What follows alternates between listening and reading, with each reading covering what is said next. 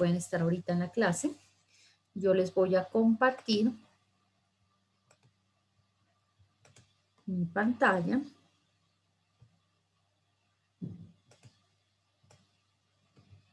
Bueno, entonces nosotros en cuanto a la asignatura, pues vamos bien. Hemos cubierto casi la gran cantidad del contenido que teníamos presupuestado. Este es el plan de asignatura que les mostré al iniciar nuestro curso. La primera unidad de conceptualización de programación orientada a objetos ya la cubrimos, que era concepto, que era la parte de clase, el concepto de objeto, atributo, método, encapsulamiento, instanciación, todo eso ya está cubierto, ya lo vimos. La unidad 2 que era implementar utilizando programación orientada a objetos, codificar en el lenguaje orientado a objetos, utilizar bibliotecas de clase, recursos disponibles, características del IDE de entorno de desarrollo que seleccionamos que era NetBeans, eso también ya lo hicimos. Elementos conceptuales adicionales como la parte de constructores, polimorfismo, relaciones básicas entre clases, manejo de excepciones, esto aquí es donde estamos nosotros. Esto también ya cubrimos, solo falta el tema chiquito de manejo de excepciones que lo vamos a cubrir ahorita a continuación y ya terminaríamos esa parte de la unidad 3. ¿Qué nos queda pendiente? La unidad 6 y 7 nos falta un pedacito porque la unidad 6 es herencia, ya vimos el concepto. Yo unifico con esta unidad 3 porque les explico UML todo junto para no después otra vez retomar qué es herencia, porque ya ve que en las relaciones de clase ahí se ve perfectamente el concepto de herencia también. Entonces, el concepto de herencia y polimorfismo ya lo vimos. Solamente nos falta es ver como un pedacito de cómo implementarlo dentro de nuestros programas. Entonces, eso quedaría de estas 24 y 18 horas, ya está cubierta la gran mayoría. Falta otro pedacito nomás. ¿Qué nos falta por ver? Entonces, nos quedan faltando solamente por ver la unidad 4 de colecciones y la unidad 5 de persistencia de información. Entonces, solamente nos quedan faltando estas dos unidades. Con esta unidad 4 vamos a empezar ahorita. El tema de manejo de excepciones no es muy extenso, entonces terminamos y seguimos con colecciones de datos. Entonces ya solamente nos faltan estas dos. De esta, la parte de colecciones, ustedes ya debieron haber visto una parte de conceptos, de la parte que es un vector, que es una matriz, cómo se las crea. Entonces esa parte ya la hemos visto un poco. Nos falta un poquito de arreglos dinámicos, eso lo vamos a ver. No creo que alcancemos esta semana, sino la siguiente. Y terminaremos esta parte. Y luego en persistencia de información, pues cómo podemos manejar archivos secuenciales y archivos planos. Entonces, estas dos son las que nos quedan. Entonces, en cuanto a tema, estamos bien en tema, hemos visto la gran mayoría del tema, entonces perfectamente vamos a alcanzar hasta la fecha límite que es 26 de febrero, no vamos a tener problema por tema. En notas también, porque nosotros hemos venido haciendo talleres, ustedes me los han estado enviando.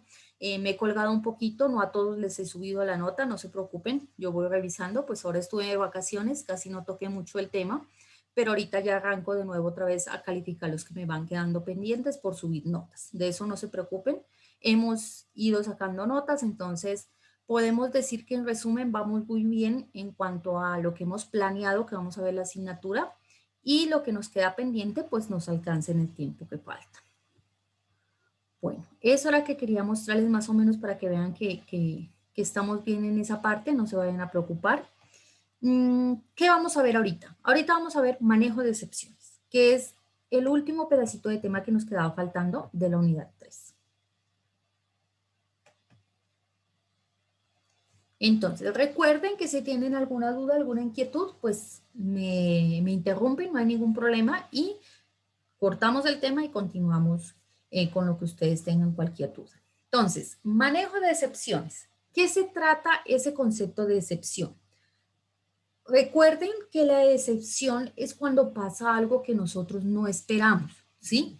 Si nos vamos a la parte de los diagramas UML, cuando nosotros de pronto creamos los casos de uso, cómo utilizamos un programa, se crea un camino básico, un camino ideal, ¿no? Entonces, por ejemplo, el camino ideal, si vamos a hacer un programa súper sencillo de la suma de dos números, el camino ideal es que yo le digo al usuario, vamos a sumar dos números, deme el número 1 y el usuario digita un número y me lo entrega, yo lo recibo y lo guardo en una variable. Deme el número 2, él igual digita un número, me lo entrega y yo lo guardo y lo almaceno en una variable. Luego hago el proceso que es sumar los dos números, obtengo un resultado y se lo presento al usuario. Entonces, ese sería como el caso ideal en un programa sencillito de sumar dos números. Pero resulta que siempre ese caso, ese camino ideal, siempre guarda cierta excepción a la regla. Entonces, la excepción es cuando ocurre algo que nosotros no queremos, pero que nosotros tenemos que manejar porque puede pasar. Entonces, ¿qué pasa si yo le digo al usuario, digíteme un número, y él no me digita un número, sino un asterisco? Entonces, ahí hay una excepción. ¿Cómo yo tengo que manejar ese problema? ¿Qué pasa si le pedí el número y él en vez de darme el número por equivocación le dio enter y entonces me va un vacío? Entonces, tengo que saber cómo manejar eso. Entonces, esas son las excepciones. Está el camino ideal que nosotros queremos que siempre ocurra en nuestro programa, pero siempre hay un camino alterno, el qué pasa si de pronto no me entregan, por lo general siempre son en las entradas, ¿no? ¿Qué pasa si la entrada que yo estoy esperando, que es un número, no es un número sino una letra? ¿Qué pasa si el usuario dio enter y no digitó nada? ¿Qué pasa de pronto si yo estoy esperando un nombre y me dieron números? Entonces, esas son las excepciones. Entonces, eso es más o menos de lo que se trata de este tema. Entonces, el concepto de manejo de excepciones se maneja tanto en UML como en Java. Entonces, vamos a ver las dos partecitas, cómo se maneja en UML y cómo se maneja en Java. Después les voy a comentar de dónde saqué el tema, la bibliografía del tema. Yo se las comparto obviamente en el WhatsApp. Y finalmente, pues eso sería un ejemplito sencillo que les voy a mostrar aquí en el NET. Entonces, primero empecemos con excepciones. ¿Cómo es ese concepto de excepciones en UML? Lo vamos a ver dentro del diagrama de clases porque ese es el diagrama que más vamos a utilizar nosotros en este curso, el diagrama de clases, que es el que más compete a la programación orientada a objetos. Pero las excepciones también se manejan en los casos de uso, también se manejan en otra serie de diagramas como el diagrama de secuencia. Bueno, hay diferentes diagramas donde se puede manejar el concepto de excepciones. Pero para no extendernos demasiado, nosotros únicamente lo vamos a ver ahorita en UML, en el diagrama de clases, únicamente en esa parte. Entonces, veámoslo con un ejemplo para que sea como un poco más claro. Este ejemplo que nos presenta el libro del cual yo tomé la información para presentárselas aquí, habla acerca de cuentas bancarias, ¿no? Entonces dice, la excepción en este caso ocurre cuando en una cuenta se está pidiendo retirar un dinero, un valor, pero ese dinero que yo estoy retirando supera al valor que yo tengo, ¿sí? Yo tengo un límite siempre en mi cuenta bancaria. Sea una cuenta bancaria débito o sea una cuenta bancaria de crédito, yo tengo un límite de lo que yo puedo retirar. Entonces, ¿qué pasa si yo estoy tratando de retirar algo más allá? ¿Sí? Entonces, mire que esta es una excepción también de entrada. Le pido al usuario cuánto dinero usted quiere retirar y el usuario pues digita la cantidad, pero resulta que esa cantidad está superando. No es una excepción de que me digite una letra en vez de un número, pero sí es una excepción de que ese monto supera el límite máximo. Entonces, ¿cómo se representaría aquí esta parte en el diagrama UML? Tengo mi clase que es cuenta bancaria, y dentro de esa clase de cuenta bancaria, pues obviamente tendrá alguna serie de atributos y otros métodos y procedimientos. Solamente me voy a concentrar en retirar, que es el método donde puede ocurrir la excepción. Entonces, si en retirar llega a ocurrir que se supera el crédito, entonces se está manejando una excepción. Es una excepción a la regla. Cuando yo quiero retirar y hay un monto más grande. Entonces, hago una línea punteada hacia esta otra clase que se llama excepción. Las excepciones vienen entre comillas, entre menor, menor y mayor, mayor. La palabra excepción aquí está en inglés, pero se puede colocar en español. Y el nombre de esa excepción, en este caso es crédito superado. Y en este caso maneja también un atributo que es la cantidad de exceso. ¿Cuánto es eso que él se está pasando de el límite o el tope que tiene para retirar? Entonces, eso lo vamos a manejar. Seguramente después se mostrará un mensaje de acuerdo a este valor diciendo que no puede retirar porque está superando su límite, su tope en tanto, para que el cliente lo maneje. Entonces, eso se llama excepción. ¿Qué sucedería si yo no considero el manejo de esta excepción en este caso? ¿Qué pasa si el cliente de un banco tiene 1.000 pesos, pero me va a retirar 5.000? Si yo no lo manejo, eso me va a dar un valor negativo, ¿no? Entonces digo retiro, normalmente cuando yo retiro hago un negativo, una resta, entonces me va a dar menos 4.000. Entonces el nuevo saldo de la cuenta sería menos 4.000. Entonces eso no puede ser, obviamente, porque no se puede dar. Entonces hay que manejar esas excepciones. Otra cosa es que yo maneje aquí una validación dentro de retirar, que si supera el monto no le deje retirar o solo le deje retirar los 1.000 pesos, pero entonces eso podía generar una confusión con el usuario. Te da 5.000 y el cajero le entrega 1.000. Entonces, la mejor manera es manejarlo a través de las excepciones. Bueno, ya que vimos un ejemplo, verán que si tienen alguna duda o inquietud, me interrumpen y me dicen qué duda tienen. Veamos el concepto. Entonces, en UML las excepciones son clases como la que estamos viendo allí, las cuales tienen un estereotipo, ¿sí? Ese estereotipo significa que todas esas clases tienen una característica. En este caso, está este nombre que se maneja como excepción entre, como les digo, menor, menor, mayor, mayor, justo en la parte superior del nombre de la clase. Entonces, recuerden que en un diagrama de clases, cada clase se representa por rectángulos divididos en tres partes, donde se encuentra en la parte superior el nombre de la clase, en la parte intermedia sus atributos y en la parte de abajo sus métodos.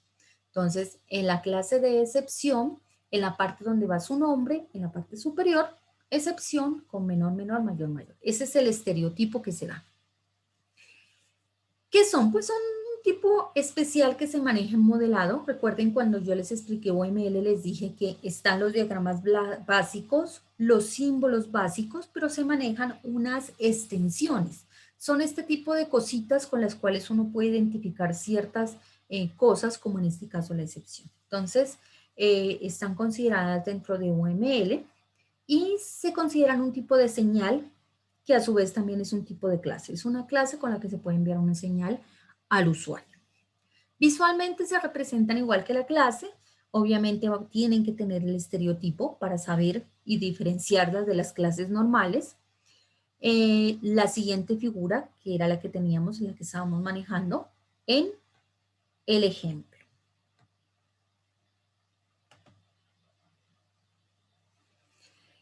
¿Puede tener atributos? Claro que sí. Esos atributos se llaman parámetros de la excepción, los que nos ayudan a entregar más información sobre qué ocurrió. Porque hay veces que a nosotros nos dicen, pasó un error cuando usted quiso hacer esa operación, pero no nos dicen más. Entonces uno no sabe qué fue lo que hizo mal para volverlo a hacer, pero de una forma correcta. Entonces es importante que cuando se manejen las excepciones, ustedes capturen esa información de la excepción y emitan el correspondiente mensaje al usuario. Porque a veces sí manejan las excepciones, pero no devuelven un mensaje. Entonces uno dice, por ejemplo, una suma y coloca una letra y no pasa nada, y uno dice, pero ¿qué pasó? Y sigue intentando y cree que es que no hay conexión o que el programa no funciona y a veces no se da cuenta que uno cometió un error. Pero si aparece un mensaje y te dice, mira, pasó esto y le da más información a la persona que lo utiliza, pues le va a quedar más sencillo corregir ese error que está cometiendo al momento de usar el software y ya no equivocar o no generar de nuevo esa excepción. Entonces, esos parámetros son precisamente para aportar más información para que una vez se lance la excepción o ocurra, se pueda mostrar el correspondiente mensaje y la persona pueda entender qué es lo que está pasando o por qué se genera esa excepción. Entonces, en el ejemplo anterior, si se está intentando hacer esa operación de sacar un dinero mayor al crédito que tiene asignado la cuenta, pues la cantidad en la cual se supera es el que se incluye en esa información adicional para que después se pueda mostrar eh, el mensaje al usuario. También puede tener operaciones perfectamente No es el caso del ejemplo, pero sí pueden tenerlas.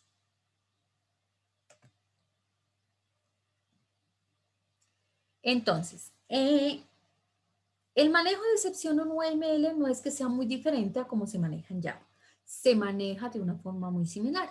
Entonces, en la figura que se está presentando ahorita en la diapositiva, se puede ver la jerarquía que se maneja en las excepciones en Java y que se define también a través de la herencia. Entonces, dentro de Java está esta parte de las excepciones. Entonces, aquí tenemos, por ejemplo, un gráfico de herencia.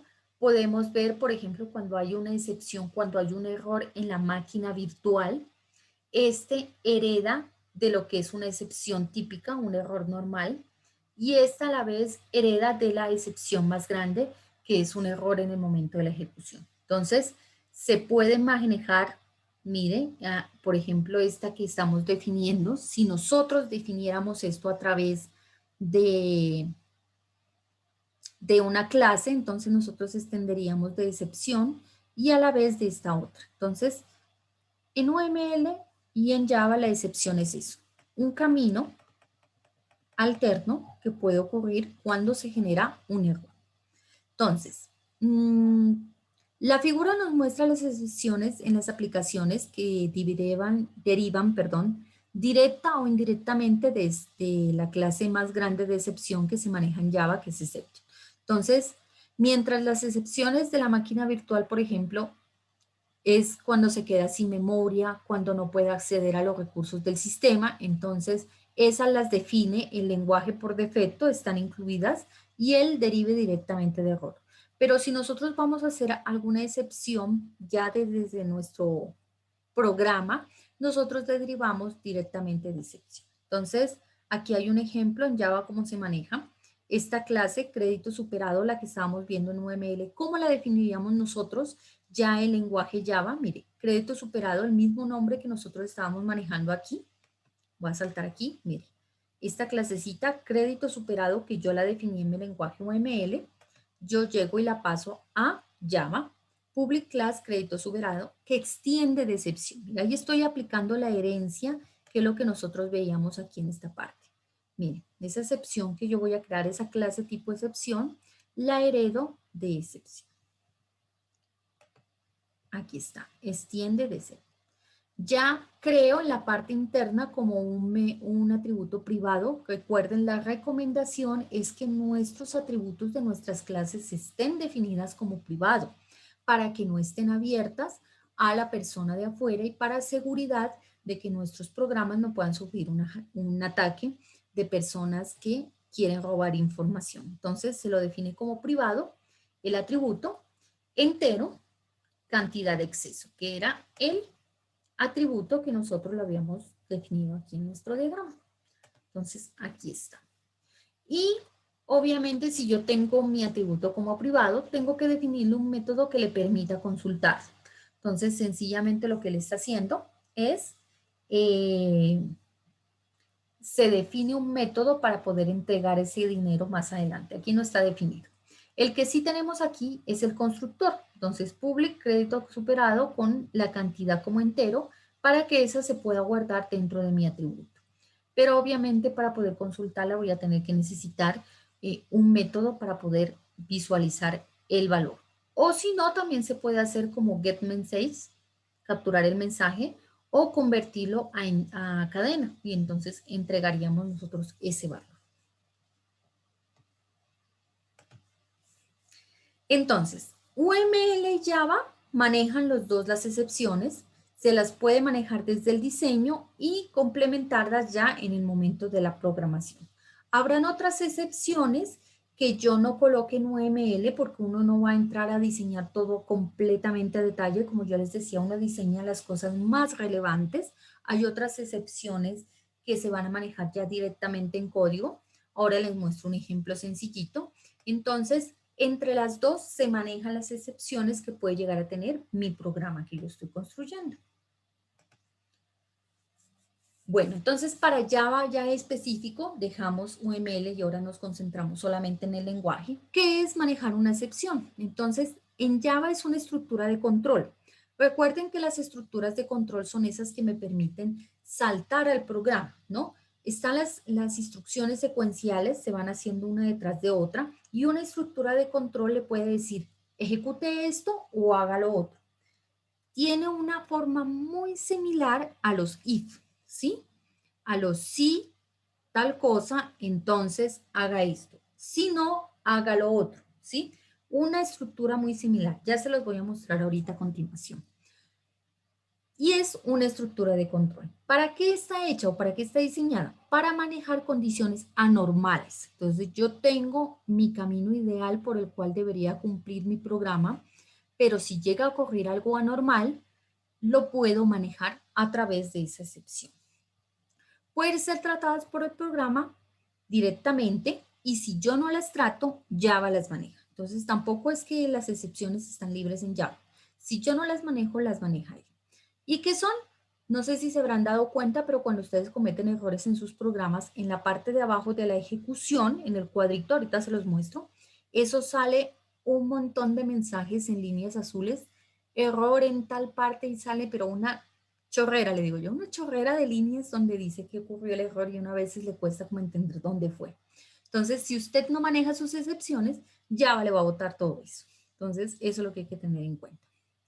Por ejemplo, un programa puede emitir cierto número de errores en un formato de datos y continuar su proceso para producir el mejor resultado posible, en lugar de producir una salida aparatosa llena de mensajes de error que probablemente sea incomprensible para el usuario. Si para nosotros esos errores que salen ahí asustan y una vez se pierden, imagínense qué le va a pasar a un usuario que no sea de sistema, ¿sí? Sea una persona que maneja otra área del conocimiento y le salga toda esa línea de errores ahí horribles. Entonces, es muy aparatoso, ¿no? Entonces, hay que evitar ese tipo de cosas. Muchas veces la acción está asociada a una excepción y puede producir un mensaje informativo y terminar. Otras veces se indica la necesidad de cambio en lo que se está haciendo en el momento de resolver el problema. ¿Cómo es la estructura entonces del manejo de excepción en Java? Como les decía, tiene una parte muy parecida al if. Entonces, hay una parte que es el try, ¿sí? T, R, Y de yuca, abro llave. Esa es donde empieza la excepción. Cuando nosotros definimos una decisión, colocamos if y entre paréntesis la condición. En este caso solo colocamos try y la llave que abre, ahí es donde empieza. Luego va la llave que cierra, ¿listo? Entonces, entre esas dos llaves debe estar el código que de pronto puede ocurrir un problema, ¿sí? Yo detecto ya desde diseño, desde el momento en el que pienso en mi programa, dónde puede ocurrir un problema y ya voy en el momento de la codificación y lo meto entre esa llave que abre y cierra del lugar. Luego viene una parte que es el catch. El catch ocurre o se ejecuta siempre y cuando la excepción ocurra. Entonces, si hubo un error en esas líneas que están aquí entre el tries, él va a ejecutar las instrucciones que yo coloque entre estas dos llavecitas de catch. Puedo manejar diferentes excepciones, como en este ejemplo de esta estructura. Puedo manejar una excepción de entrada y salida. Dice, manejo una excepción de entrada y salida. En este caso, yo entre paréntesis del catch le digo, voy a manejar con este catch solo excepciones que sean de entrada y salida. Y o exception, ¿no? Y si llega a ocurrir una excepción de ese tipo, me envía y ejecuta estas instrucciones. Si no, entonces yo le puedo decir otro catch. Si es otra excepción que no va a ser de entrada y salida, entonces ejecute estas instrucciones. Y finalmente, ejecute este código, haya o no haya excepción, ¿sí? Así se arma la estructura de una excepción en Java. Pero bueno, entonces veámosla cómo funciona. Antes de ir allá a verla en el NetBeans, les voy a mostrar aquí cortico la bibliografía. Ahí yo les voy a compartir estas diapositivas. Saqué esta información de este pequeño documento de la Universidad de Cataluña. Ahí está donde lo pueden consultar en línea. Igual yo ahorita se los comparto en el grupo. Y listo por este lado. Me voy entonces a NetBeans. Voy a usé uno de esos trabajos que me enviaron, de pronto alguno de sus grupos lo reconoce. Tenía uno de sus trabajos aquí de volumen de cuerpos geométricos, no estoy seguro si es de ustedes o de otro grupo que tengo. pero tenía este trabajo. Dije, este me sirve para precisamente mostrar la excepción. Entonces, mire qué ocurre cuando nosotros en este programa,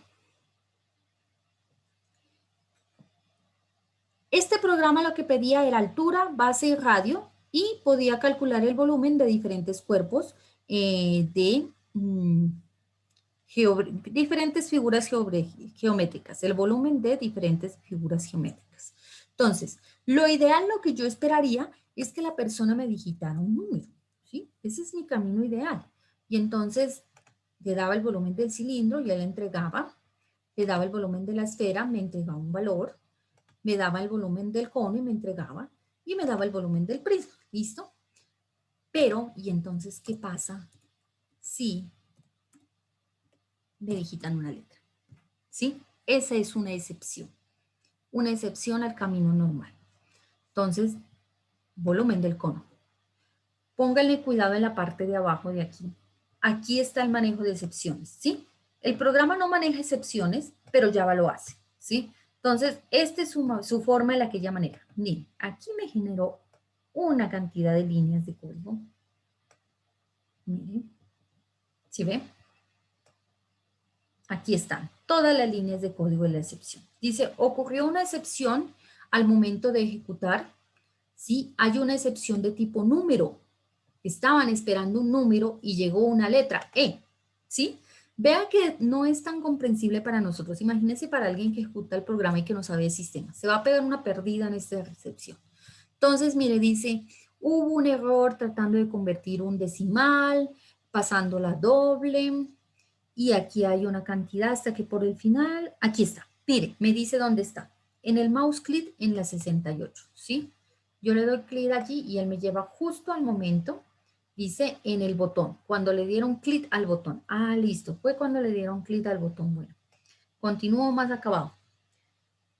Y está aquí. Este fue el momento donde se generó la excepción. Mire, las personas que hicieron este programa iban a capturar lo que estaba en esa cajita de texto que se llamaba altura y le iban a decir a la clase doble que se las convierta en un número doble. Como no había un número sin una E, eso genera una excepción, genera un problema. Y entonces me sale toda esta cantidad de cosas. ¿Cómo yo podía manejar esto a través de una excepción? Listo, esto es sencillo. Sencillamente, como le dijimos nosotros, esto va dentro de la estructura try. Entonces, try, abro llave.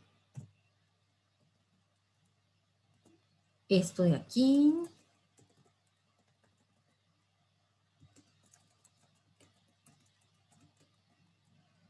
Cierro llave. En ese pedacito puede ocurrir la excepción.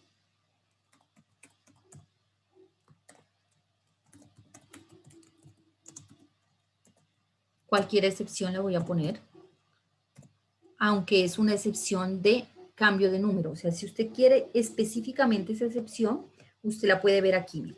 Es number format exception, un error por formato en el número. Estaban esperando un número y una letra, sencillamente pues. Yo voy a mandar un mensaje de error. Esta es la clase que me permite mostrar mensajes a través de un cuadrito de diálogo. Voy a utilizar esta que tiene tipo. Componente principal, pues obviamente el root panel, o sea, la ventana principal. El mensaje, aquí le voy a decir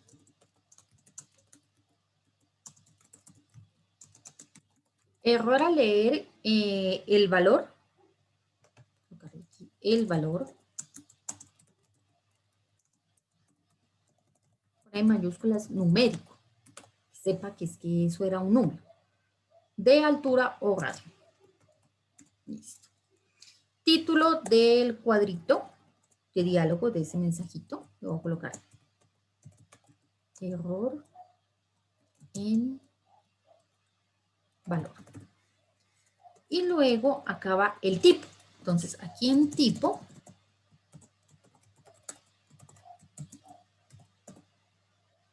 le voy a decir que es de tipo mensaje de voz. ¿Listo? Y queda. ¿Ya? Entonces, ¿qué le estoy diciendo? ¿Cómo estoy manejando la excepción? Abro la llave try, miren la línea 241, empiezo, abro la llave, le digo, en estas líneas de código que está entre esta llave que abre y en esta llave que cierre, puede ocurrir una excepción y esa excepción, si llega a pasar, entonces muéstreme este cuadro de diálogo. Entonces voy a parar aquí, ya tenía esto funcionando, le voy a dar guardar y lo voy a volver a ejecutar.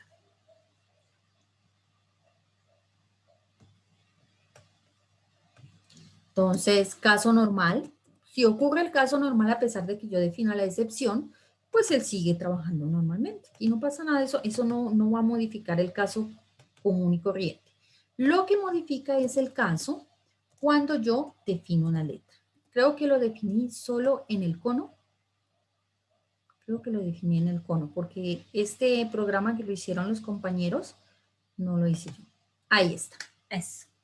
Miren, entonces, como hay una letra allí en esos valores, y me está diciendo error al leer el valor numérico de altura o radio. O sea, si ya no la entiende ahí, ya es más complicado.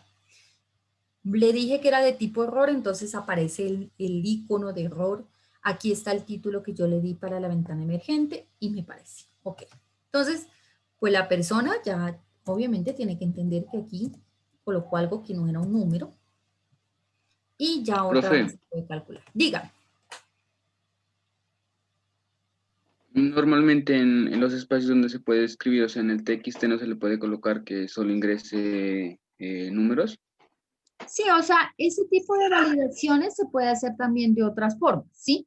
Entonces, usted sencillamente en el momento aquí maneja, hay un método, hay un evento, más que un método, es un evento que está manejando las cajas de texto. Hay uno que se llama keypress. Entonces, cada vez que yo presiono una tecla, puedo ejecutar ese fragmento de código. Entonces, yo allí puedo también decirle, presiono una tecla, capturo qué letra es, verifico, si no es un número, entonces lo borro, ¿sí? Hay otras formas de manejar, pero como aquí les estoy explicando excepciones, por eso lo estoy haciendo como parte del ejemplo. Pero sí hay otras formas en las que se las pueden manejar. Hay muchos trucos que se pueden hacer para hacer esas validaciones. Hay unos que sencillamente ni siquiera te dejan escribir. Como te digo, si uno coge el keypress y le dice, escribe una O, no es un número, y se la borra, entonces al usuario le da la impresión que nunca puede escribir, ¿sí? Son otras formas en las que se pueden validar. Pero la forma en la que estoy validando en este momento es a través del manejo de excepción. Este es un ejemplo sencillo de lectura de datos, pero hay excepciones que definitivamente no vas a poder bloquearlas, como por ejemplo, ahora que veamos el manejo de archivos de datos, usted está abriendo un archivo del disco duro, pero ¿qué pasa si el archivo no está?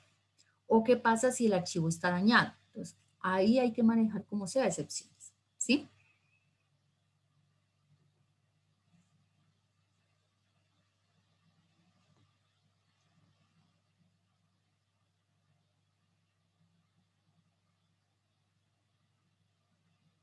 Bueno, hay una pregunta que me hacen en el chat, dice que qué va a pasar después del 26 de febrero si hay un receso.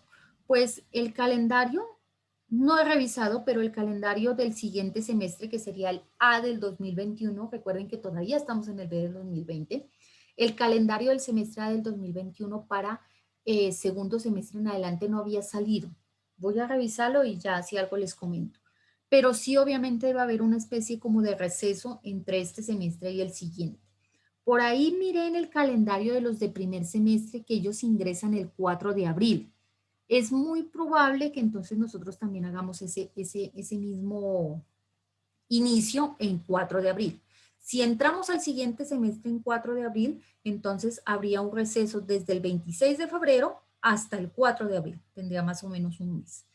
Pero, como les digo, el calendario de segundo semestre en adelante, hasta donde yo revisé la semana pasada, aún no estaba disponible. Apenas aparezca, yo les digo, terminamos este día y volverán en semestre tal día. Pero por ahora, más o menos como por tener por referencia, porque de primer semestre sí ya está en la página, ellos dicen que ingresan el 4 de abril. Por lo general, es el mismo día tanto para primer semestre como segundo semestre en adelante. Bueno, eso para responder la pregunta en el chat, en el WhatsApp que me estaban haciendo. ¿Alguien más tiene alguna otra Profe. pregunta? Sí, profe, ¿sí me escucha? Sí. Una preguntita sobre el ejercicio que hice ahorita de la excepción. Ahí cuando le dio la excepción, ¿solo le colocó para la letra E o para todas las letras del abecedario o Ah, cualquier no. característica? Cualquier carácter. No, aquí lo que pasa es que en las excepciones en Java, él maneja un parámetro, ¿no? Yo aquí tengo que decirle entre paréntesis el tipo de excepción que yo voy a manejar. En este caso yo le digo cualquier excepción. Ahí estoy diciendo cualquier excepción. Yo pude haber puesto aquí una excepción de entrada y salida. O yo pude haber puesto aquí de pronto la que me decía específicamente el programa. Se me fue. Ya se me borró porque lo volví a ejecutar. El nombre exacto creo que se llama Number Format Exception. Creo que se llama así. Sí, ese. Solo ese tipo de excepción. La E que está aquí es una variable con la cual yo puedo capturar la excepción. Si yo aquí de pronto yo quiero, yo podría capturar aquí, podría hacer esto. E punto. No tiene nada que ver con la E, ¿no? Puedo capturar el mensaje que me está trayendo toda la excepción. Miren lo que pasa cuando hago aquí. No tiene nada que ver con lo que yo estoy digitando en la caja de texto. Creo que preciso puse una E. No, aquí puede ser un asterisco, perfectamente puede ser un asterisco. Cualquier tipo de número, que no sea un número. Mire, error al leer el valor numérico de altura y radio y entonces, ¿qué es el mensaje? ¿Qué es esa E que aparece allí? Esa E me trae esto, vean. Por una entrada de string, que es un asterisco. Mire, él me trae esa información, ¿sí? Si yo quiero, entonces la puedo complementar. Yo normalmente no la pongo porque es que siempre sale en inglés. Entonces, a mí no me gusta este revuelto en español e inglés. Pero eso es en gustos. Y donde hay gustos, no hay disgustos, ¿sí? Entonces, esta E que yo puse aquí es precisamente para capturar la información del error que me trae Java, ¿sí? El error me trae toda una serie de información. Entonces, esta es para poder yo manejarla aquí como una variable y manejar esa información que él me trae. No tiene nada que ver con lo que estoy manejando. Ahí es una excepción de entrada y salida, puede ser un asterisco, puede ser un signo de admiración, puede ser una letra mayúscula, puede ser una tilde, o sea, no importa. No importa qué símbolo sea, él está manejando. Él está, mire, volumen de esfera no lo programé, entonces me sale acá abajo. Volumen de cono que sí lo programé, vea, me sale aquí el mensaje. ¿Sí? ¿Sí te queda claro ahí esa duda? Sí, sí, profe, gracias. Bueno, muy bien. ¿Alguien más tiene alguna duda ahí en esa parte? ¿O a todos les queda claro esta parte de las excepciones?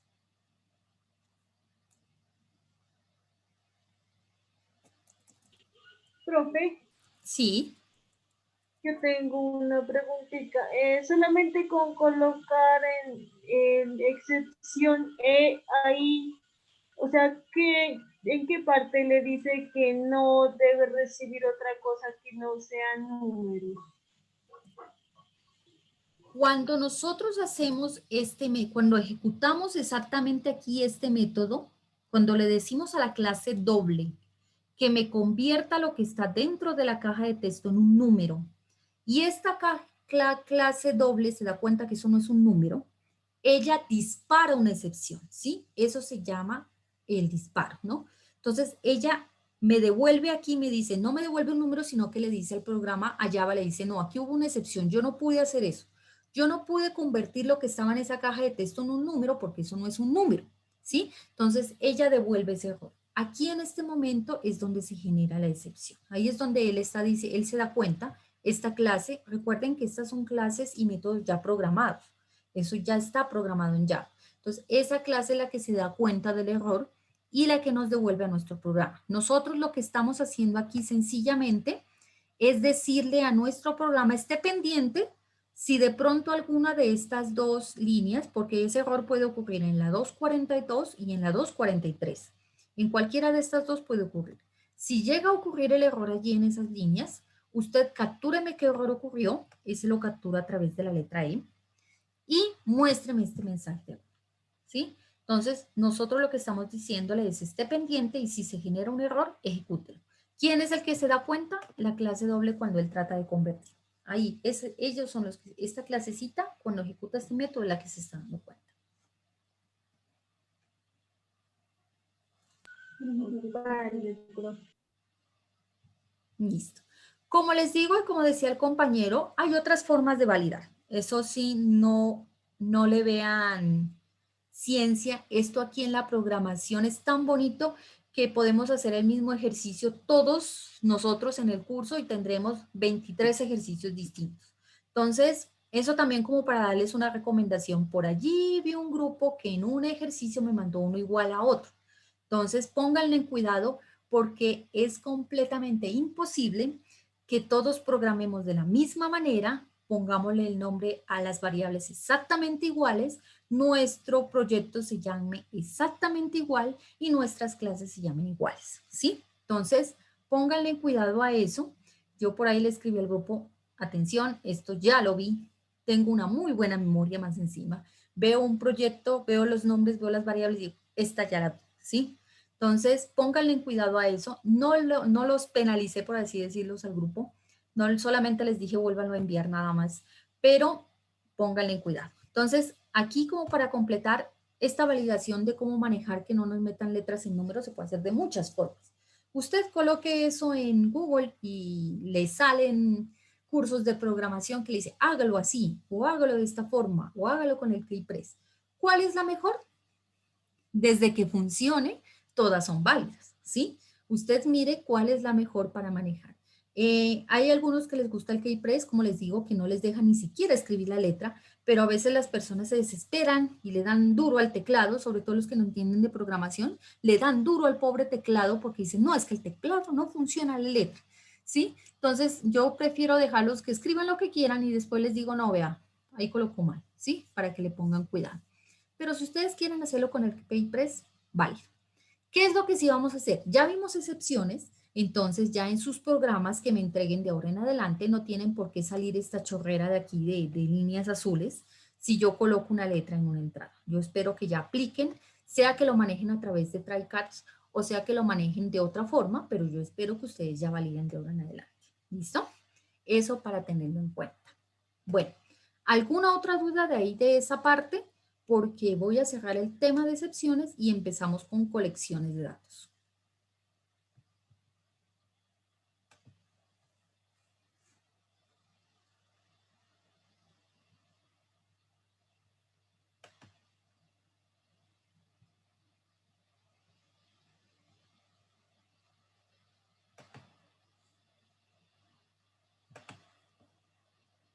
Profe, Sí, dígame.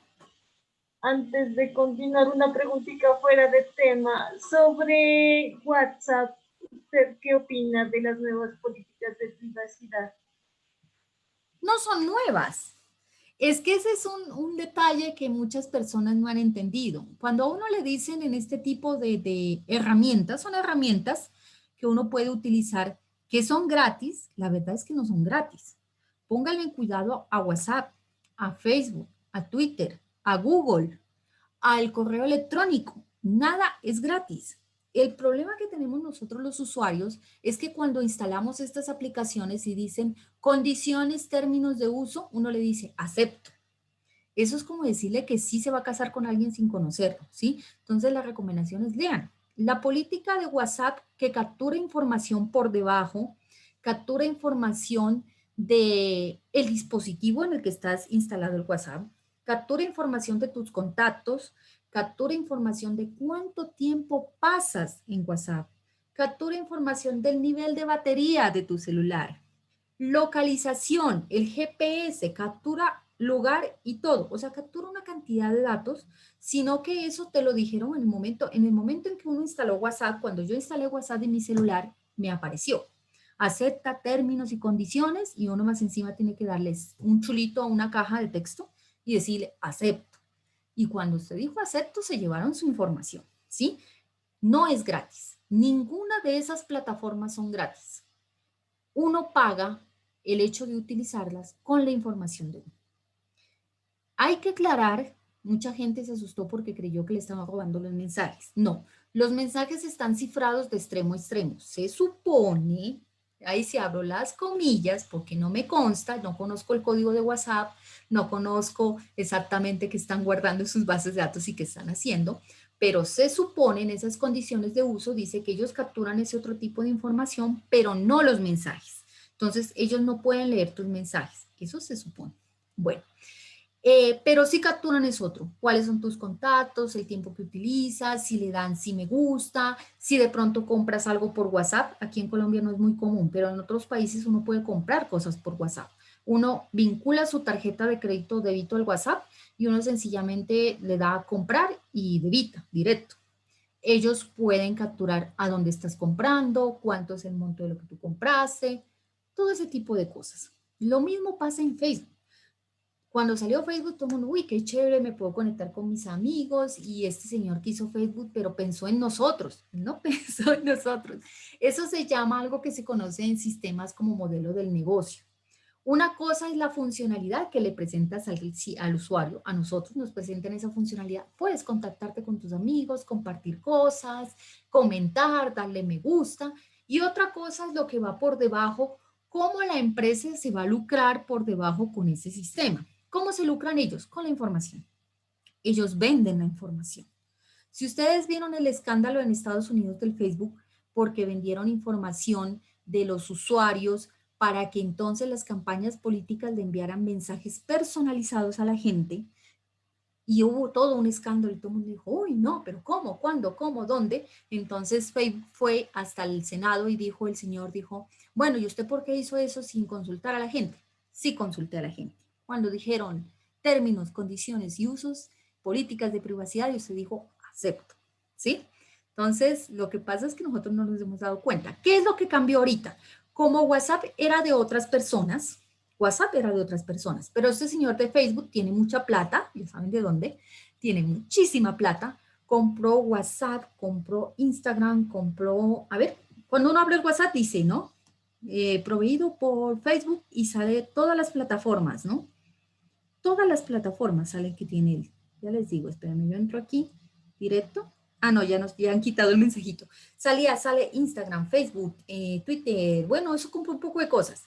Ahora lo que él está haciendo está unificando la información. ¿Se imagina? Eso se va a volver poderosísimo la información que él va a manejar. Va a vincular WhatsApp con Facebook. Eso es lo que cambió. La información que tú tengas en el WhatsApp, que manejes en el WhatsApp, la va a unificar con la que tú tienes en Facebook.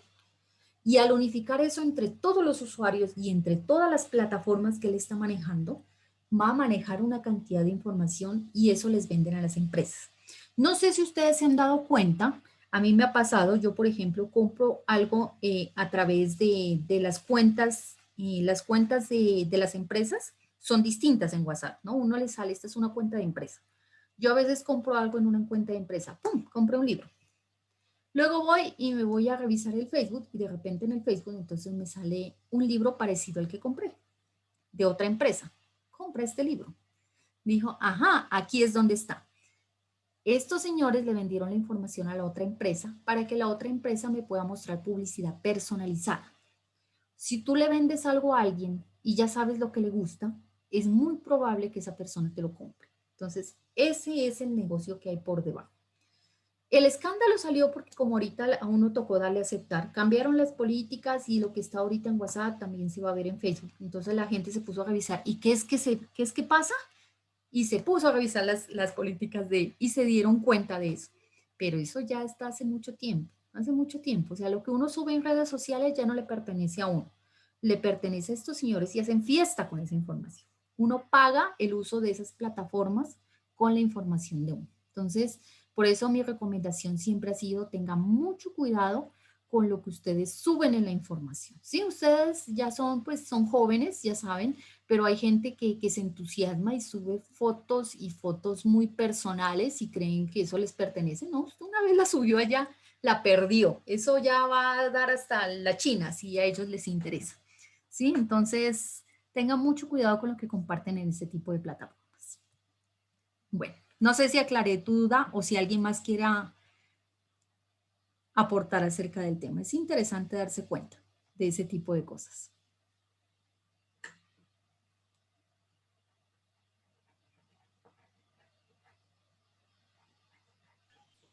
Gracias. Bueno, listo. Ahí para complementar, pues, ¿qué puede hacer la gente? Pues hay mucha gente que está cogiendo, está instalando WhatsApp y está instalando otro, se me va el nombre. Es una plataforma muy similar, pero ellos hacen lo mismo, ¿no? No, no crean que ellos no hacen, no, es que ellos sí lo hacen por el amor a la programación. No, también hacen lo mismo, venden la información. Entonces, hay que tener cuidado mucho en esas políticas de privacidad, condiciones de uso. Lean lo que ustedes le dicen, sí. Desen un ratico y denle una revisa y se dan cuenta de todo eso. Bueno, listo. Si no hay algo más que preguntar o agregar, arrancamos con este otro tema. Bueno. Entonces, las colecciones de datos, otros los llaman arreglos, otros los llaman vectores, aunque los vectores más se aplican a una sola dimensión. Otros los llaman, en inglés se escribe arrays y lo dicen así, arrays. Otros les dicen estructuras de datos, a mí me parece que es un buen nombre. Es uno de los tipos de estructuras de datos, hay muchas más, pero una de esas es estas. ¿Qué son? O sea, en realidad lo que es, hasta ahorita lo que hemos manejado es un solo dato, ¿sí? Creo una variable. En Java yo le digo, esa variable puede ser entera, entonces el computador por debajo crea un espacio en memoria para cubrir un número entero, de acuerdo al número de bits que utiliza un entero. O yo voy a crear una cadena de caracteres, entonces él ya crea una estructura un poquito más complicada, que es un vector. Las cadenas de caracteres ya son un vector, ya es una colección de datos, son varias letras unidas. Voy a crear un doble, entonces también reserva un cajoncito un poquito más grande. Voy a crear, no sé, una clase, entonces él ya reserva el espacio. Bueno, las clases tienen atributos, cada atributo tiene este tamaño, tiene métodos, pueden ocupar este espacio en memoria y entonces él reserva en la memoria los espacios. ¿Qué pasa con estas colecciones de datos? Ya no tengo uno solo, puedo tener varios, ¿sí? Yo puedo crear una colección de enteros. No sé si ustedes alguna vez han coleccionado algo. Yo conozco gente que colecciona lapiceros, mis hijos coleccionan carritos Hot Wheels, tienen varios carritos Hot Wheels. La colección de lapiceros, varios lapiceros. Hay gente que colecciona vasos, entonces tienen varios vasos de diferentes formas. Entonces, una colección es un conjunto de cosas que tienen características similares. ¿A qué se refieren aquí en colección de datos? Son un conjunto de datos que tienen características similares. Por ejemplo, yo puedo tener un conjunto de enteros. Entonces, son varios enteros. Cada uno puede ser distinto. En uno puede haber un 0, en el otro -5, en el otro 7, en el otro 8. Varios enteros. Y los tengo en un solo conjunto, ¿sí? Los llamo de un solo nombre, como un paquete. Hagan de cuenta, hago un paquete, pero dentro del paquete todos son del mismo tipo. Esos son los conjuntos o las colecciones de datos. Hay de diferentes tipos. Hay unos que son estáticos, ¿sí? Yo le digo en el programa, voy a crear 10 enteros, estáticos, ¿sí? Solo serán 10. Hay otros que son dinámicos, son unas estructuras un poco más complejas. Entonces, por ejemplo, yo voy a crear una colección de enteros, pero puedo tener un solo entero, puedo tener 25 enteros, puedo tener 40 enteros, puedo tenerlos ordenados de principio a fin, puedo tenerlos desordenados, puedo ordenarlos de mayor a menor, de menor a mayor, bueno, puedo hacer todo un poco de cosas. Esos son los arreglos dinámicos, son un poquito más complejos, los vamos a ver después. Vamos a empezar con los estáticos, que son los que ustedes manejaron seguramente en el semestre pasado. Creo que yo a ustedes les pregunté y me dijeron, sí, sí vimos algo de arreglos. Creo que vieron arreglos, vectores. No sé si vieron matrices. ¿Vieron matrices también? ¿O solo vieron vectores?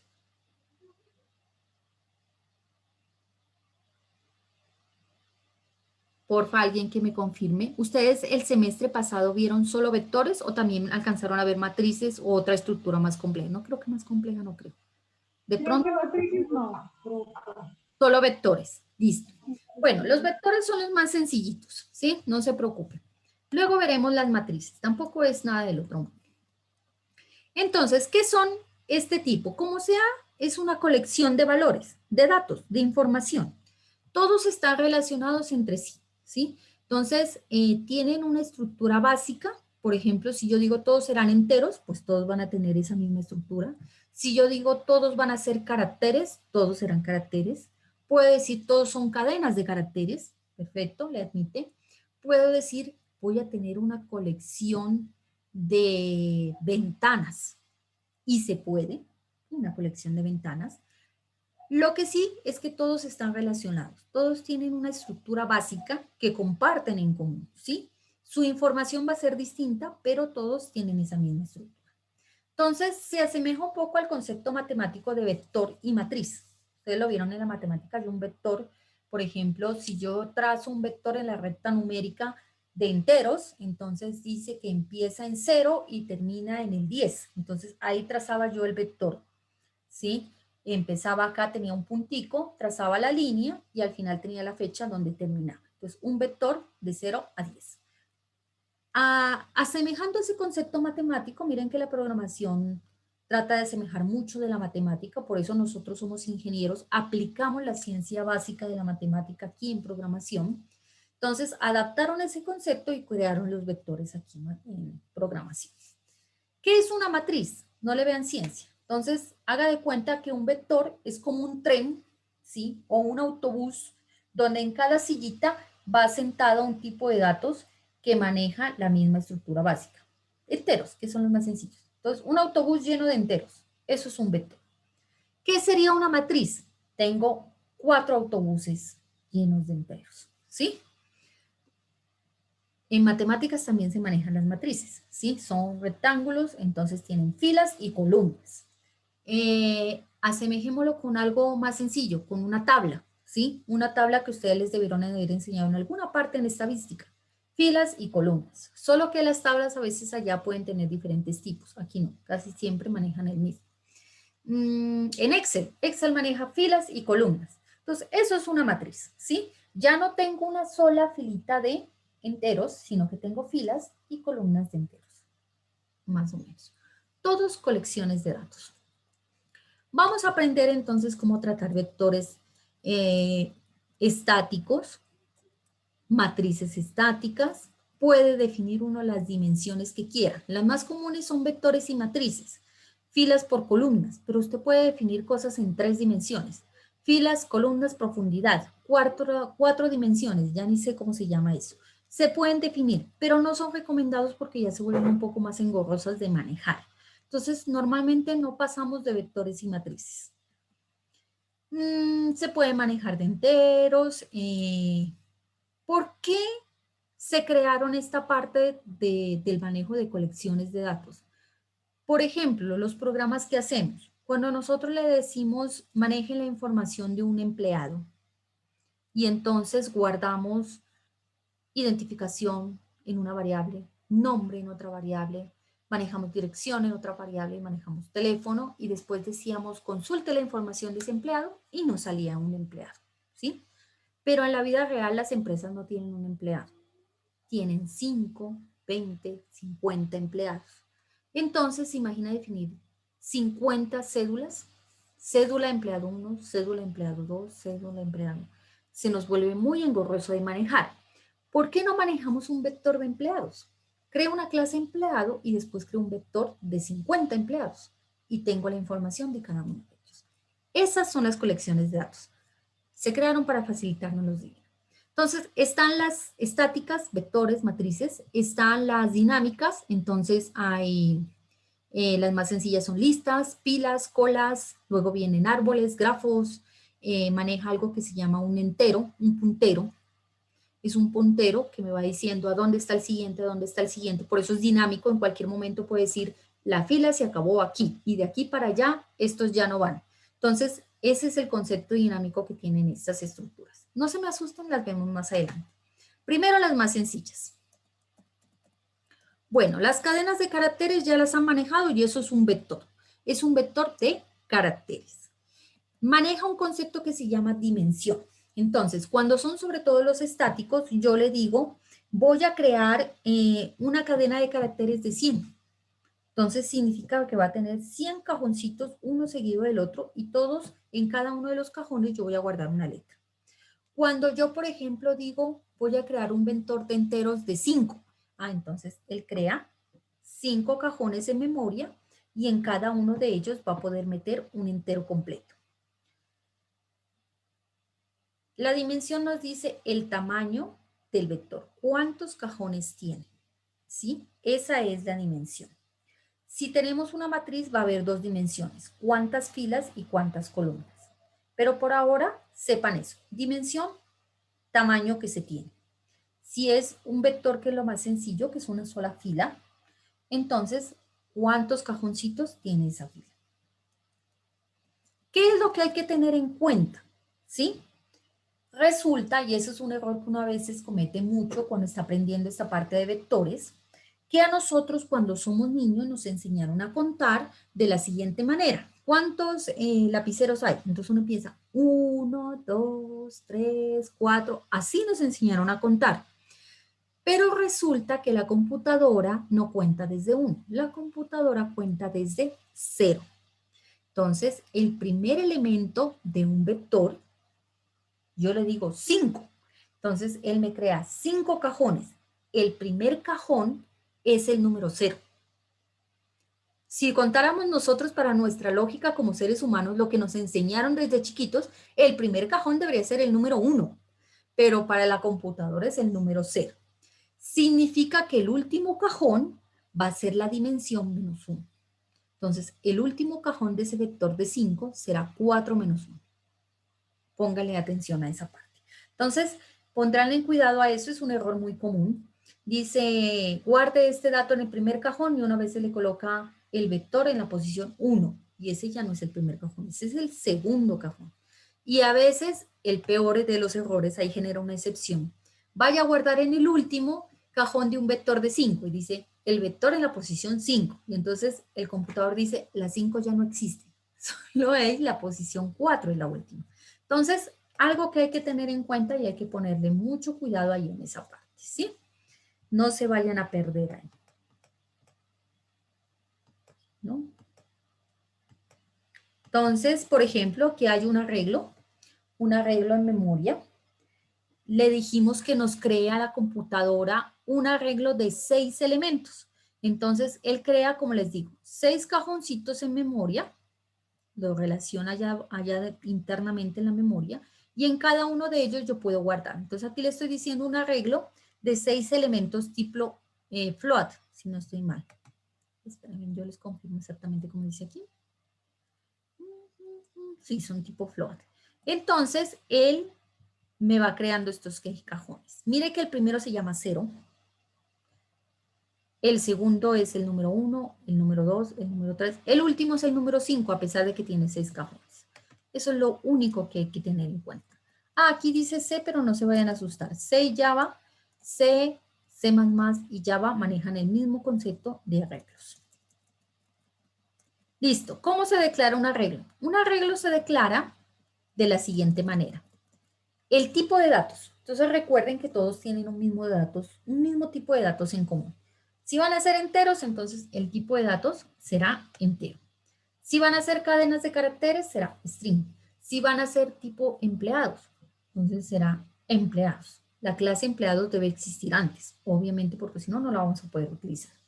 Bueno, entonces va el tipo de datos, puede ser un tipo de datos simple, entero, doble, float, char, ¿qué más puede ser? Puede ser, se me escapan más en este momento. Sin signo, diferentes tipos de datos simples o pueden ser datos complejos. El string es el primer dato complejo más utilizado. Puede ser un tipo de datos date, fecha. Puede ser un tipo de datos de una clase que yo defina. Empleado, listo. Aquí va el tipo de datos. Luego va el nombre que yo le voy a dar. Recuerden, la regla de nombres en lenguajes de programación empiezan por letras.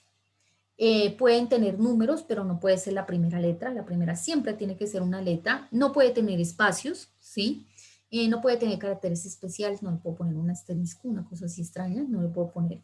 Entonces después va el nombre, en este caso, para este ejemplo, le pusimos números, y luego entre corchetes, ojo con esto, ¿no? Me saben confundir los corchetes con las llaves y ahí, error común en la que caen la mayoría de estudiantes. Llegan y ponen llaves, y eso no funciona. O llegan y ponen paréntesis, y eso tampoco funciona. Es corchetes, ¿sí? A veces los teclados cambian la configuración y uno no sabe dónde está el corchete. Encuéntrelo en su teclado porque lo vamos a necesitar.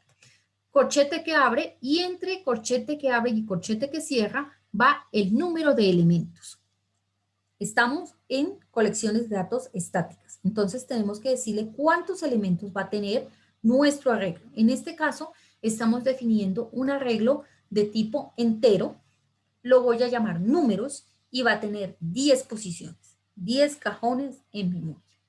En el momento en el que yo le doy esta instrucción al lenguaje de programación, automáticamente él va a la memoria y me crea esos cajoncitos, ¿sí? Me crea los 10 cajones. El primero será 0, el segundo 1, 2, 3 y el último será 9. Acuérdense en que el último cajón va a ser este número menos 1. Si este dice 10, el último aquí será 10 menos 1, 9. Y el primero siempre será 0. Es lo único que hay que tener en cuenta. Porque aquí esta representación tiene dos cajones acá arriba. Resulta que como decimos que es un entero, tiene que guardar 2 bytes por cada entero. Entonces va un byte, otro byte, otro byte. Pero eso no nos vamos a preocupar porque nosotros no vamos a manejar en este curso ese código fuente primario, ¿no? No sé, no he revisado el pensum nuevo. Ustedes creo que ya están acogidos al pensum nuevo. No sé si ustedes ven, pero los anteriores miraban una asignatura que se llama código ensamblador. Entonces, el código ensamblador sí ya se preocupa por todo eso de los bytes y todo ese cuento. Si no, no. Bueno, para visualizar un vector, pues sencillamente yo tengo que imprimir y yo nombro el nombre del vector y entre los corchetes la posición. Usted no puede decirle imprímame todo el vector porque ahí le va a generar un error. Él no es capaz de imprimirle todo. Tiene que decirle específicamente qué posición quiere imprimir. Entonces, entre corchetes tenemos que decir la posición. ¿Cómo yo puedo nombrarlos de forma individual? Un ratito de abajo aquí para, si no me salta porque es cambio de hoja. ¿Cómo puedo nombrarlos? Ese vector de 10, el primer elemento será el nombre del vector que se llama números, entre corchetes 0, el segundo 1, 2, 3, 4, así sucesivamente. ¿Listo? Para leerlos el mismo concepto tengo que nombrarlo. ¿Qué más de aquí? No, yo creo que más de aquí no. Yo creo que nos vamos acá. Vamos a verlos funcionando. Voy a cerrar este que tengo aquí. Voy a crear un proyecto nuevo.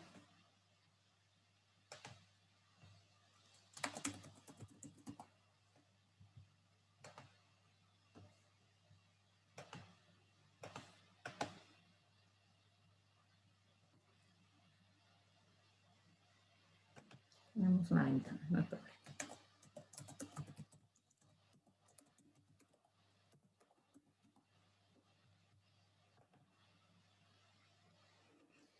Listo.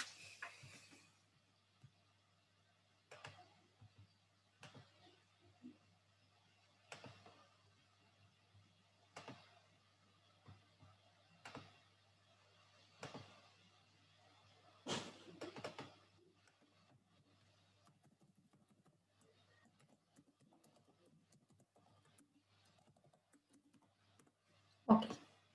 Bueno, entonces, le voy a decir aquí,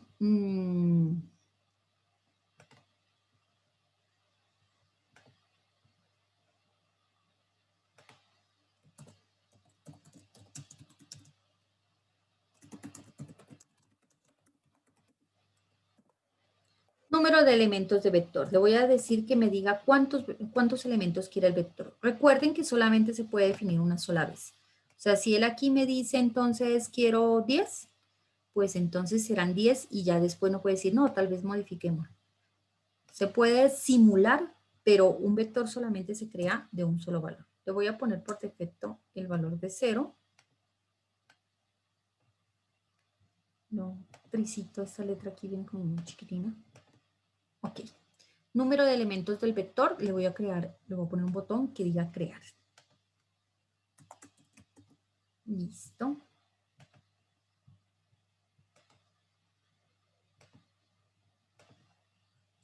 Muy bien. Cuando le dé crear, entonces yo voy a poner aquí abajo.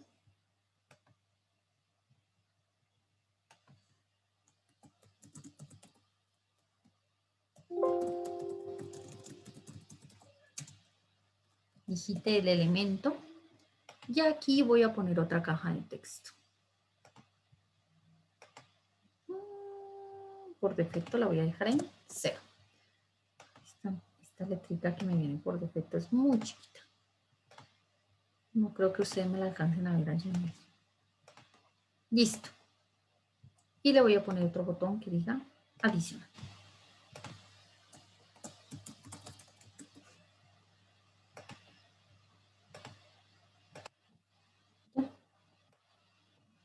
Y aquí voy a crear una caja, una etiqueta nomás para presentar una información.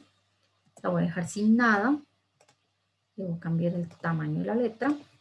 Y en código le voy a dar el nombre.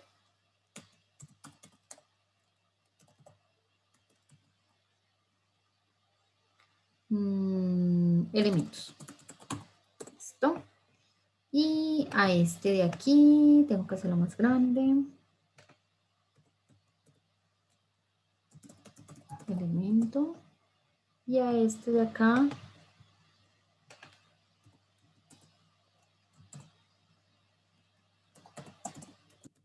número de elementos. Listo. Bueno, ahora sí ya vamos. ¿Qué voy a hacer? ¿Cómo va a ser este pequeño ejercicio chiquitico que voy a hacer para mostrarles más o menos cómo definir un vector? Le voy a pedir aquí primero que me diga el número de elementos que va a tener ese vector y que me le dé en el botón crear. Entonces voy a coger estos de aquí, propiedades.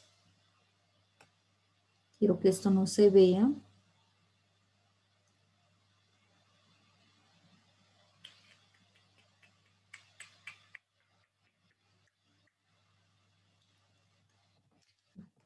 Eso ya me acordé que si no los tienen habilitados por aquí. Voy a ir a la parte de inicio de componentes.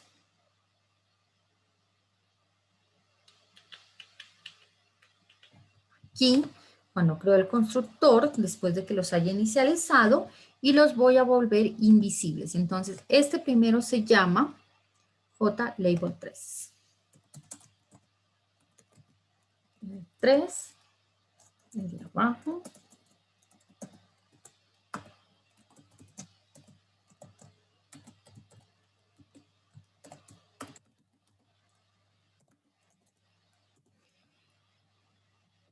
El 3, la caja de texto que la llamé txt elemento y el botón que es el botón 2.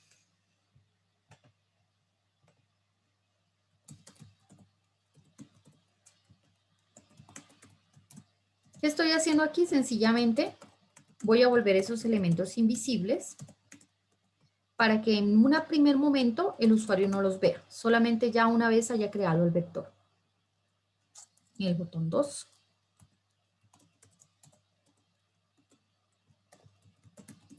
Entonces, es importante, yo lo voy a hacer dentro del constructor de la clase ventana, que lo hagan después de inicializar con componentes, porque recuerden que inicializar componentes define ciertas características dentro de los elementos de la ventana. Entonces, ya que me le defina todas las características a los elementos, le voy a decir que los vuelva invisibles en el momento en el que arranca el programa. Entonces, si yo, por ejemplo, le doy play en este momento, esto todavía no tiene que ver mucho con vectores, sino más bien con el manejo de la interfaz. Entonces, mire que esa parte de abajo no está. ¿Qué es lo que yo quiero que haga? Que, por ejemplo, aquí me diga que va a crear un vector de 10 y que yo le diga crear. En el momento en el que le dé el botón crear, cree por debajo el vector, la estructura, y entonces sí ya me vaya pidiendo los elementos. Entonces, me voy a ir a la programación del crear para hacer esa parte.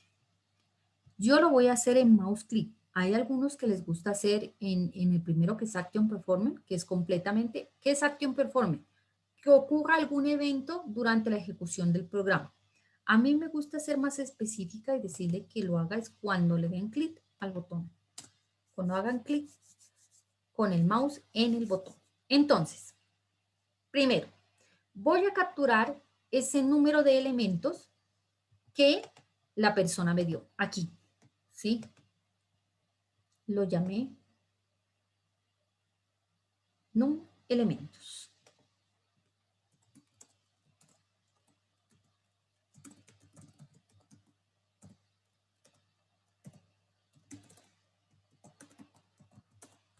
¿Listo? Ahí voy a capturar. Esto es un texto. Entonces, ¿qué es lo primero que yo voy a hacer? Primero, voy a validar que no sea vacío, ¿sí? A mí me encanta hacer esta validación independiente.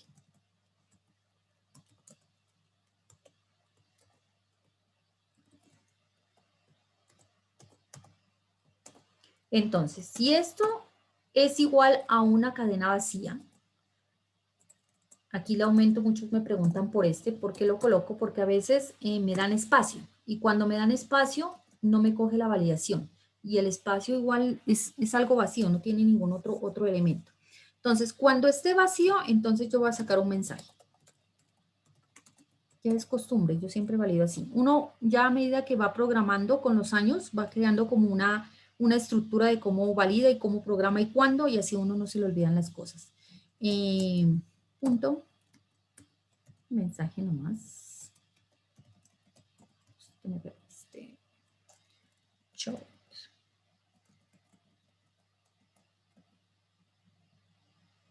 Este que tiene el título es el que a mí me gusta. El mensaje.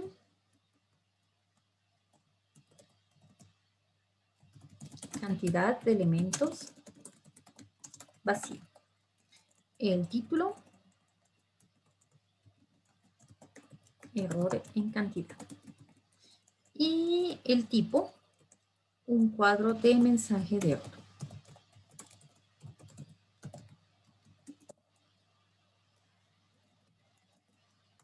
Ese tipo es el que le da ese icono con el rojito y todo lo demás. Que ustedes validan esto de otra forma. No se estresen por eso. Cada cual tiene su forma de programa.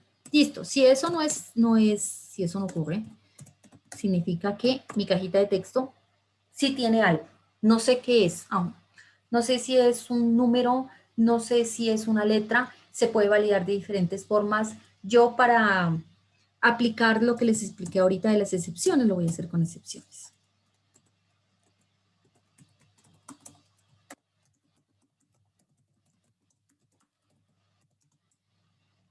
Puedo utilizar una O. Al rato puse una E, puede ser una O, no pasa nada. Y voy a mandar un mensaje para no demorarme mucho. Voy a copiar la línea del error. Voy a copiar el mismo, no el mismo. Ahí estamos creando uno diferente. Error en cantidad de elementos con un valor no numérico. Listo, se fue. Listo. Entonces aquí ya dentro de esta parte voy a crear una variable de tipo entero que le voy a decir cantidad. Y lo que voy a hacer es sencillamente convertir mi caja de texto, que es num elementos, de test.tren. Tren solamente borra espacios adelante y atrás de la cadena. Listo. Ok, ya tengo cantidad. Cuando ya tengo cantidad y ya sé que es un entero, yo ya puedo crear mi vector. Entonces, aquí es donde yo voy a crear mi vector. Entonces voy a crear un vector que va a ser de enteros. Voy a llamarlo números.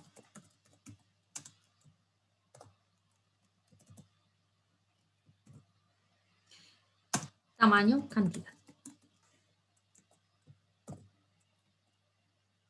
¿sí?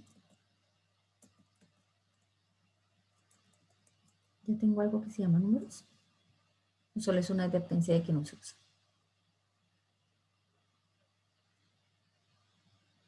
Me dice que faltaba.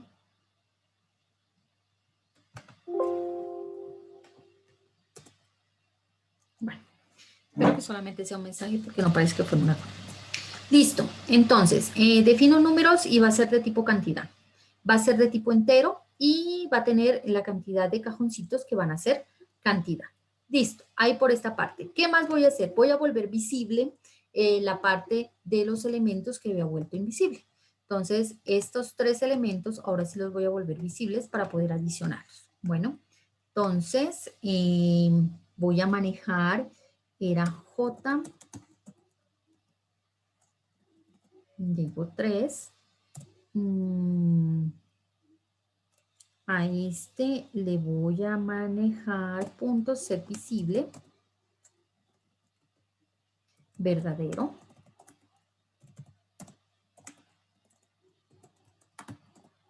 Al botón.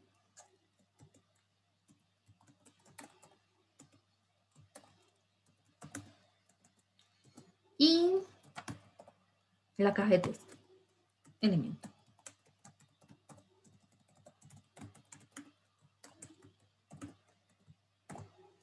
Listo, ahí está. Creo que me sigue poniendo problemas por este.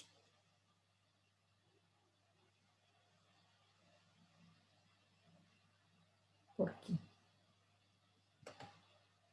Bueno, veamos si me lo ejecuta. No, no me lo va a ejecutar.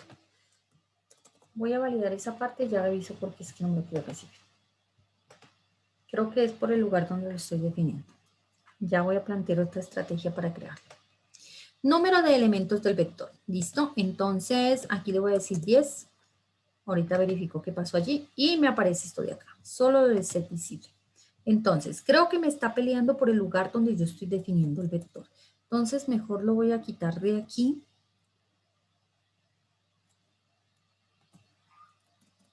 Lo voy a quitar de allí y voy a crearlo acá.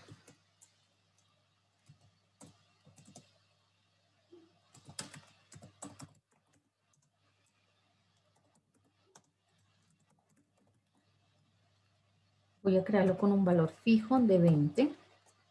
¿Sí? Y me genera el mismo error. Y me pelea. ¿Qué pasó aquí? Bueno. Hay algo que no me gusta. ¿Será que números ya existe? No. Bueno. Ahorita le reviso esto a ver qué es que me está pasando.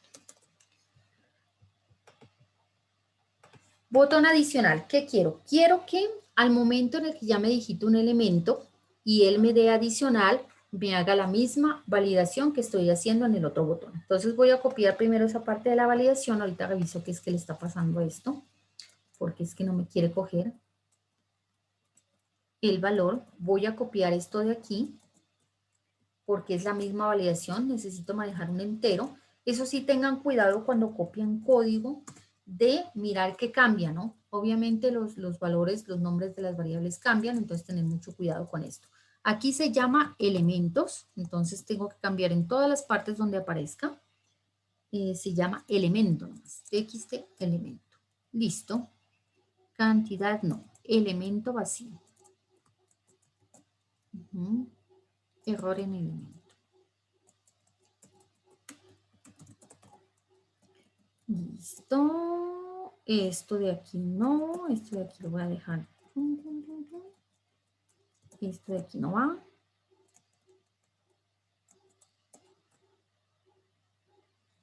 Voy a dejar solamente elemento. A elemento le voy a modificar es que una vez lea un elemento,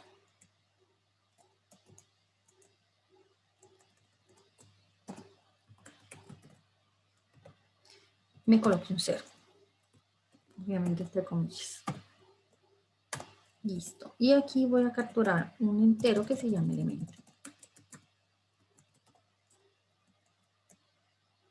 de elemento. Listo. La excepción, elemento con un valor no numérico, no cantidad, sino solamente, y listo. Ahí ya queda esa parte. Bien. Bueno. Listo. Aquí ya está esto.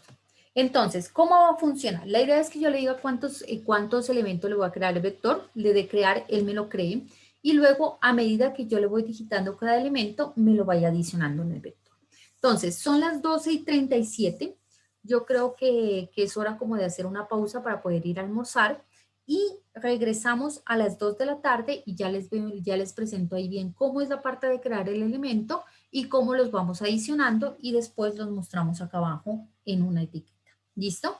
Entonces, bueno muchachos, ahorita dejamos allí para que vayan al almuerzo y nos vemos a las 2 de la tarde. Bueno.